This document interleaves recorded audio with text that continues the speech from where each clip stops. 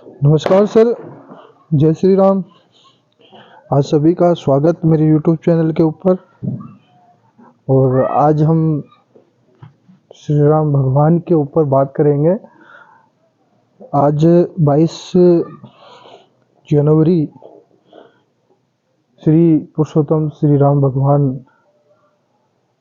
मर्यादा रूपी पुरुषोत्तम श्री राम भगवान का जो प्राण प्रतिष्ठा मंदिर का है, तो सर क्या ही तो मतलब है इसका। मतलब इस मंदिर बनाने का जो औचित्य है वो क्या है? क्यों मोदी जी ने इतना तामझाम किया, इतना बड़ा मंदिर का निर्माण किया? क्या ही तो इसका पर्पज है? क्या मात्र इसका पर्पज इतना सा है कि जो बाहर के जो टूरिस्ट हैं वो देश के अंदर आए, या फिर हिंदू और मुस्लिम करना है, या फिर उसका कोई और भी औचित्य है? किसी भी बात को करना, किसी भी बड़ी बात को करना, हिंदू और मुस्लिम करना संकीर्ण सोच का परिणाम है। अगर आप किसी पद के उम्मीदवार अगर माने जाते हैं तो याद रखिए, कभी भी पक्षपात करने वाले व्यक्ति को कोई पद नहीं सौंपा जाता है। अगर मोदी जी मंदिर का निर्माण करने में अगर हिंदू और मुस्लिम करते हैं, तो कोई भी संघ हो या कोई भी पार्टी हो, कभी भी किसी भी व्यक्ति को, ऐसे व्यक्ति को जो पक्षपात करता है, किसी पद पे विराजते नहीं है, उसको पद नहीं देते हैं। अगर आपके परिवार में कोई व्यक्ति किसी का पक्ष लेता है, पक्षपात करता है, तो क्या आप उसको आपका घर का बागडोर देते हैं? यूं मान लीजिए कि किसी की बुराई करना, किसी का बहुत बुरा करता है, तो क्या उसको आप अपने घर की बागडोर देते हैं? नहीं देते हैं। क्यों नहीं देते हैं?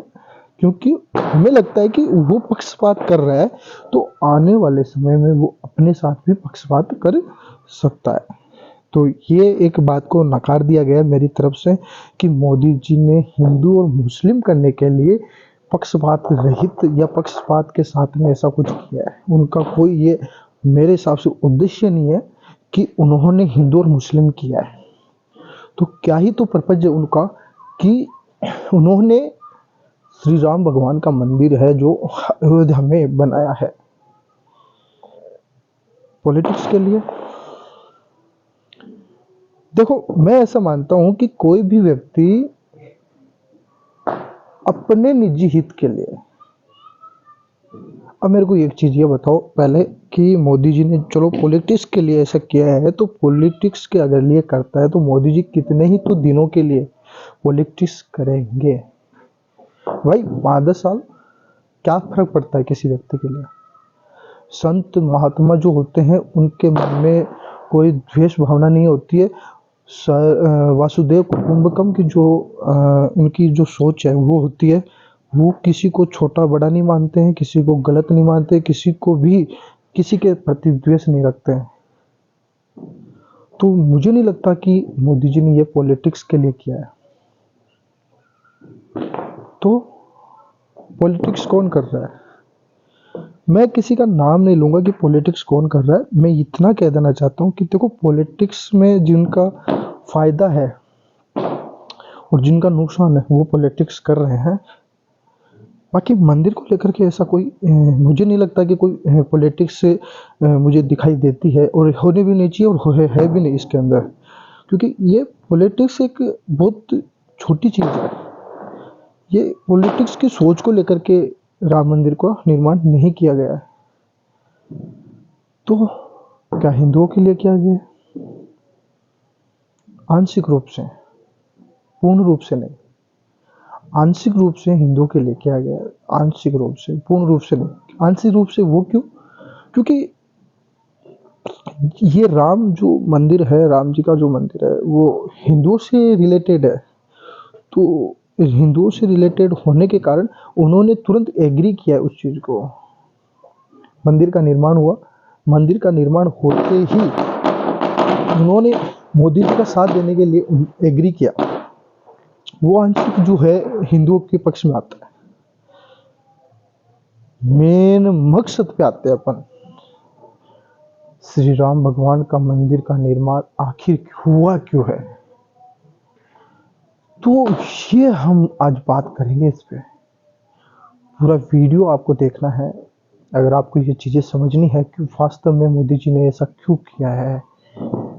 क्या ही तो इसका कारण है कि उन्होंने इतना बड़ा कदम उठाया, इतना पैसा है जो उन्होंने लगाया, आप लोग सोच भी नहीं सकते कितना पैसा लगा है उसके अंदर। लोगों की क्या ही तो सोच है, क्यों वो पैसा लगा रहे हैं। मुझे बहुत खुशी है ये सब बता करके कि आप लोगों को आज पता चलेगा कि आखिर ये मंदिर की जो केमिस्ट्री है वो क्यों गढ़ी गई है, और इसका जो लोगों के सामने इस चीज़ को लाने का जो मैंने प्रयत्न किया है उसमें मैंने काफ़ी सोच विचार करके किया है। जो भी लोगों को आपको ये वीडियो अच्छा लगे तो प्लीज़ इसको लाइक करें और उन लोगों तक ज़रूर पहुंचाएं जो हिंदू मुस्लिम करते हैं, पॉलिटिक्स करते हैं, या फिर किसी भी तरीके का कोई गलत फ़ायदा उठाने की कोशिश करते हैं। आज पूरा का पूरा देश राममय है और इसका जो अनुभूति है वो कुछ अलग ही है ना। ये शब्दों में बयान करना अलग चीज़ है, शब्दों में बयान नहीं किया जा सकता इस चीज़ का। आज मैं आप लोगों को बता देना चाहता हूँ कि वास्तव में मोदी जी ने ऐसा क्यों किया है। एक चीज़ को तो आप लोग मानते हैं, मोदी जी दूरदर्शी व्यक्ति है। मोदी जी, देखो मैं किसी पॉलिटिक्स के बेस पे ये चीज़ें नहीं बता रहा हूँ, मेरे जो खुद के जो विचार हैं वो मैं आप लोगों के सामने व्यक्त कर रहा हूँ। और ये जो विचार है वो यूं ही नहीं आते हैं किसी के मन में, ये विचार बहुत गहन चिंतन करने के बाद में आते हैं। इसमें घंटों लगते हैं, दिन लग जाते हैं, तब जाकर के ऐसे विचार आते हैं। हमने भी काफ़ी सोचा है, समझा है इस चीज़ को, फिर ये चीज़ एग्री करे हैं। राम मंदिर के जो बनाने का जो औचित्य है, उद्देश्य है, वो ये है, एक चीज़ आपने नोट की होगी, जो आज के पहले जो वातावरण था, आपके आसपास का जो वातावरण है, देश का जो वातावरण है, वो कैसा है आप लोगों को पता होना चाहिए इस चीज़ के बारे में। आज हर घर में रावण बैठा है, हर घर में रावण बैठा नहीं है, बल्कि हर व्यक्ति रावण के मन में बैठा है, हर इंसान के मन में रावण बैठा है। और उस जगह को राममय बनाने के लिए ये कदम उठाया गया है। अगर आप संसार में किसी भी चीज को लेकर के आते हैं, किसी भी अगर अंश में लाते हैं, तो एक प्रेरणा स्रोत आपके पास में होना चाहिए। सिर्फ महात्मा गांधी के अहिंसावादी होने से कुछ भी नहीं होगा। सोचो, अगर एक व्यक्ति की वजह से, एक महात्मा की वजह से अगर पूरा देश अहिंसावादी बन सकता है, तो एक राम जो भगवान का रूप है, उनके आदर्श मान लेने से पूरा संसार अहिंसावादी हो सकता है।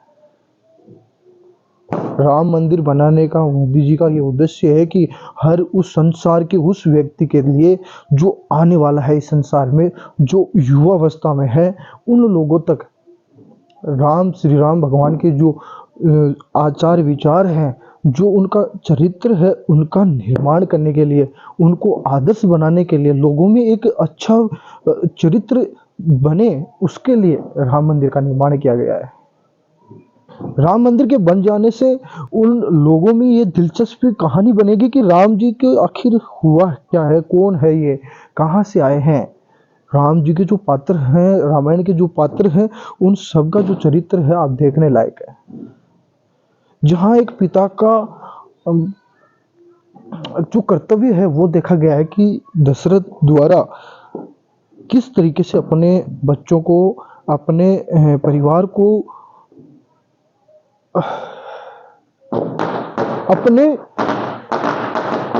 आदर्शों की वजह से, अपने वादों की वजह से, अपने वचनों की वजह से किस तरीके से परिवार को बांधा गया, अपने विचार और अपने वादों को निभाने के लिए अपने बच्चों को भी दंड दिया गया। किस तरीके से श्री राम भगवान को उन्होंने वनवास दिया अपने वचन निभाने के लिए, किस तरीके से उन्होंने अपने वचनों को निभाने के लिए उनका, देखो रामायण का एक स्लोगन है कि प्राण जाए लेकिन वचन न जाए। और यही पूरे रामायण में देखने को मिलता है। आज के युग में और रामायण के युग में बहुत अंतर है। आज जो 22 जनवरी है वो पूरे संसार के लिए दीपावली के जैसा ही त्योहार है, बल्कि सबसे ये देखो आने वाले समय में ना पूरे संसार में ये दिन माना जाएगा। आज का दिन है वो पूजा जाएगा, हर जगह हर्षोल्लास से मनाया जाएगा। और ये पूरे संसार में श्री राम भगवान आदर्श माने जाएंगे। इनके जो चरित्र को लेकर के लोग जब कहानियां सुनेंगे, क्या हुआ है पूरे संसार में, जब पता चलेगा, जब इसके बारे में खोज होगी, किताबें छपेगी, तो हर एक संसार के हर व्यक्ति के अंदर उनके आदर्श जाएंगे, उनके चरित्र विचार विमर्श जाएंगे। और वो जो भी रामायण के चरित्र है, श्रवण है जो अपने माता पिता के लिए अपने प्राण न्यौछावर कर देता है। जिन लोगों को पता है श्रवण कौन था, कैसा था, उन्होंने क्या किया है, उन लोगों को सबको पता है कि श्रवण कौन था, तो वो अपने माता पिता का आदर्श से उनका मान सम्मान करते हैं, उनकी सेवा करते हैं। और जिनको पता है कि श्री राम भगवान को वनवास क्यों मिला, तो वो अपने पिता की सेवा करने के लिए किसी भी हद तक जा सकते हैं। जिनको पता है कि लक्ष्मण कौन था, तो उनको पता चलेगा कि भाई क्या होता है आखिर। आज पता है जो बड़ी बड़ी बिजनेसमैन, उनके भी भाइयों में लड़ाई झगड़े होते रहते हैं धन दौलत के लिए, तो उन लोगों को पता चलेगा कि आखिर भाई क्या है। जिनको पता है कि भरत कौन था, जो आज संसार में लोग लड़ रहे हैं झगड़ रहे हैं, उनको जो पता चलेगा कि भरत आखिर कौन था, किस वजह से इतने बड़े साम्राज्य को, दशरथ जी का कोई छोटा बड़ा साम्राज्य थोड़ी था, बहुत बड़ा साम्राज्य था। अरे आज का जो साम्राज्य है, आज की जो राजनीति है, वो देखो आप, एक सीट के लिए लोग कितने नीचे गिर जाते हैं। उस समय सोने चांदी हीरे जवाहरात से राजपाट हुआ करते थे यार, उनको छोड़ करके श्री राम भगवान चले गए। उसको छोड़ करके जो इतने महंगे महंगे चीजें थी उनको छोड़ करके लक्ष्मण उनके साथ हो गए, अपने भाई के साथ हो गए उनकी सेवा करने के लिए। मतलब धन दौलत से बढ़ करके उनका भाई था, और उसी धन दौलत को छोड़ करके भरत ने अपने भाई के लिए राजपाट छोड़ दिया था। क्या मतलब है इस चीज का? तो मोदी जी ने आज वो काम करके संसार को दिया है। अगर पूरा संसार खत्म हो जाएगा लेकिन मोदी जी का नाम खत्म नहीं होगा। उन्होंने पूरे संसार को एक परिवार के जैसे इतना बड़ा आदर्श दे दिया है कि आने वाले हजारों सालों तक मोदी जी को पूजा जाएगा भगवान की तरह, क्योंकि उन्होंने पूरे संसार को एक दिशा दे दी है, एक आदर्श दे दिया। और वो आदर्श के बेस के ऊपर आज पूरा संसार उन नियमों कायदों पे चलेगा। अब हर जगह रामायण का गुणगान होगा, हर जगह लोग अच्छे बनने की कोशिश करेंगे। जो रामायण के पात्र हैं, आप हर एक चीज को उठा करके देख लीजिए। आप बात करते हैं रावण जैसे उस कुरकर्मी की, जो एक स्त्री को उठा करके ले गया। क्यों लेके गया? अपनी बहन की इज्जत बचाने के लिए। क्योंकि सुरफंका आई थी लक्ष्मण के पास में शादी करने के लिए, तो लक्ष्मण ने उसको मना कर दिया था। वो नहीं मानी तो उन्होंने उसकी नाक काट दी थी तलवार से। उस चीज का वो रावण है जो बदला लेने के लिए वो सीता जी को उठा के लेके चले गए थे। उन्होंने ब्राह्मण था, राक्षसी ब्राह्मण था, ब्राह्मण समाज का नहीं था, बल्कि उसको शिव जी ने कुछ वरदान दिया था जिसकी वजह से उन्होंने ब्राह्मण बनाया गया था किसी कारणवश से। लेकिन वो भाई और बहन के प्रति जो प्रेम था आज के युग में और उस युग में फर्क है। तो वो भाई और बहन के जो प्यार की वजह से, जो प्रेम और स्नेह की वजह से उन्होंने भगवान रूपी सीता मैया को उठा करके ले गए थे, उनको पता था कि वो कौन है, फिर भी उठा के ले गए थे। किस वजह से? अपनी बहन के सम्मान की वजह से, क्योंकि वो चाहते थे कि वो उनसे उसको उठा के ले गए चले जाएंगे तो वो शादी कर लेंगे, शूर्पणखा से शादी कर लेंगे। उसका जो उन्होंने गुस्सा था अपनी बहन का शांत करने के लिए ऐसा किया था, तो वो भी एक प्रेम का ही पात्र था। रावण बाद में सीता को उठा लेना गलत चीज नहीं है, मतलब गलत चीज है, उठाना गलत चीज है। किसी को मतलब इस तरीके से स्त्री का साथ में गलत व्यवहार करना बहुत गलत है, दुखदाई है। लेकिन एक बहन के प्रति जो प्यार है रावण का, वो लोगों को सीखने को मिलेगा। रावण की एक दासी थी जो सीता जी की बहुत मदद किया करती थी, राक्षस थी वो, लेकिन फिर भी सीता जी की मदद करती थी। और मदद है रामायण में देखने को मिलती है, जो करुणा जो है उसमें देखने को मिलता है। जब कोई नहीं था वहाँ सीता जी के पास में, उस समय वो सीता माता का सहयोग करती है, तो वो बहुत ही करुणा प्रिय होता है और अच्छा लगता है देख करके। तो वो लोग सीखेंगे, जब देखेंगे रामायण को लोग तो सीखेंगे उस चीज को। हर एक पात्र रामायण का लोगों को आदर्श देने वाला है, और मोदी जी का यही मकसद है कि उस चीज को उस संसार तक लेके जाया जाए। उनके आदर्शों को, उनके विचारों को, उनके जो चरित्र हैं उनको हर उस संसार के व्यक्ति के अंदर पहुंचाया जाए जो इस संसार में निवास करता है, आने वाला है। इसका मकसद, मुख्य मकसद यही है।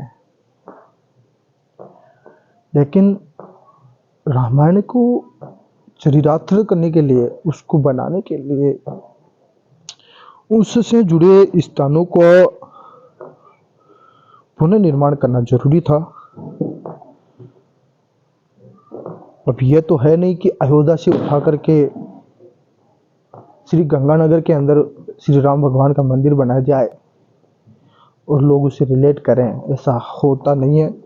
जो चीज जिस जगह से उपजी है उस जगह से अगर हम उन चीजों को जोड़ें तो लोगों को जल्दी समझ में आता है और वो भावनात्मक रूप से उससे जुड़ जाते हैं। जब लाखों करोड़ों लोग उस मंदिर को देखने जाएंगे तो उनकी जो भी कृतियां हैं उनको देखेंगे और श्री राम भगवान के आदर्शों को अपनाएंगे। अगर पूरे संसार में एक व्यक्ति भी अगर उसका चरित्र बदल जाता है, उसकी सोच बदल जाती है, तो उस मंदिर को बनाने का जो लक्ष्य है वो पूरा हो जाता है। और यही मकसद है हमारे माननीय श्री नरेंद्र मोदी जी का। मानते हैं कि कुछ लोगों के साथ में हो सकता है कि उनके धर्म को लेकर के कुछ गलती हो, वो ऐसा गुंजाइश है नहीं, लेकिन अगर उनको लगे तो ये मान के चलिए कि उनका बलिदान है पूरे संसार को बदल देने का। इस चीज को वो भी समझेंगे और अपने बच्चों के अंदर आदर्श चीजों को लाने के लिए कोशिश करेंगे। आप सभी इस चीज को समझे। इन्होंने आज जो काम किया है वो पूरे संसार के लिए अच्छा है और आने वाले समय के लिए, आज के परिवेश को देखते हुए बदलाव आएगा, अच्छे दिन आएंगे। और सच में हर इंसान आज एक नई सोच के साथ में सवेरा देखेगा। सब लोगों की सोच बदल जाएगी। संसार में सब कुछ संभव है अगर इंसान चाहे तो। एक मनुष्य ने पूरे संसार की सोच बदल के रख दी है। अगर उसको आदर्श नहीं माना जाए तो ये गलती होगी। राजनीति चलती रहेगी, देश और दुनिया चलती रहेगी, पार्टी आती और जाती रहेगी। ऐसे महापुरुष, ऐसे आदर्शवादी लोग दुनिया में मुश्किल से आते हैं, जो संसार को एक नई दिशा, एक नई सोच देने की कोशिश करते हैं। मुश्किलें बहुत आती है। हमें श्री राम भगवान से, उनके चरित्र से, उनके हाव भाव से, उनके जीवनी से हमें वो सब कुछ सीखने को मिलता है जो एक मनुष्य को संसार में आकर सीखना चाहिए। आज के लोगों का जो मानवीय स्तर है भावनात्मक जो स्तर वो गिर चुका था। सबका नहीं, मैं सबके लिए नहीं बोल रहा हूँ, लेकिन एक मापदंड होता है हर इंसान का, उस वक्त जो मापदंड है वो गिर चुका था।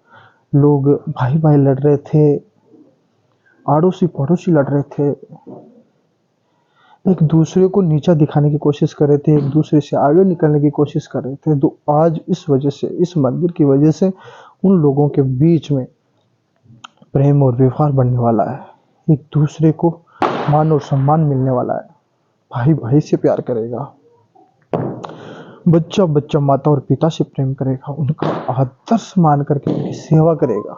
यही कामनाएं हैं। वीडियो आपको अच्छा लगे तो इसको लाइक करें, शेयर करें और सब्सक्राइब कर लें मेरे चैनल को, बेल आइकन को ऑन कर लें। आप सभी का सच में बहुत बहुत धन्यवाद। Thank you. राम राम।